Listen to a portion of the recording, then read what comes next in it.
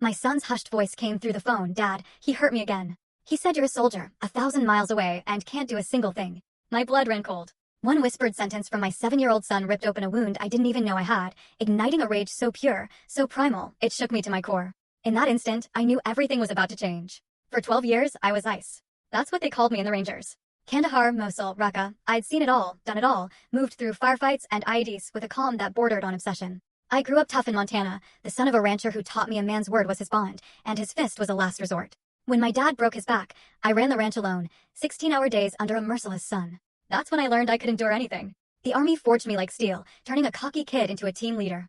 Nothing rattled me. Until Tammy. I met her at a USO event in 2019. She was beautiful, with dark eyes that seemed to see right through all my armor.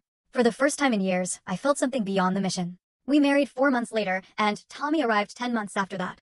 I tried to balance it all: deployments, family, the impossible demands of both worlds.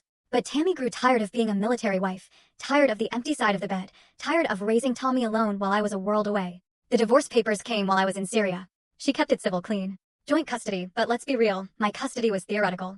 Tommy was 7 now, and I hadn't seen him in person for 8 months. Video calls, carefully wrapped presents shipped from overseas, promises that daddy will be home soon. It was never enough. But it was all I had. I was in the operations tent at Forward Operating Base Raven, scanning reports with Felix and Bernie, my squad mates. The sun was setting, painting the Syrian desert in shades of blood and sand. You good, Ice? Felix asked, noticing the tension in my jaw. Always, I replied, but my mind was miles away. Tommy's last video call had been strange. He seemed nervous, his eyes starting off screen. I chalked it up to kid stuff, but something gnawed at me. Then my personal sat phone rang. My stomach tightened. Personal calls out here? That meant an emergency. I answered. Dad? Tommy's voice was a whisper, tight with fear. My entire body went rigid. Tommy, what's wrong, buddy? Dad, Mom's new man hurt me again. The words came in a rush, barely audible. He said you're a soldier 1,000 miles away and can't do a thing. White noise filled my head, a roaring like an avalanche. My hand clenched around the phone, knuckles bone white. Tommy, who is this? The phone rustled.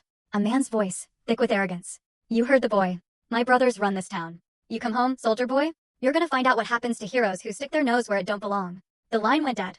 I don't remember crossing the compound to Captain Valencia's tent. One moment, I was staring at my silent phone. The next, I was standing in front of my commanding officer.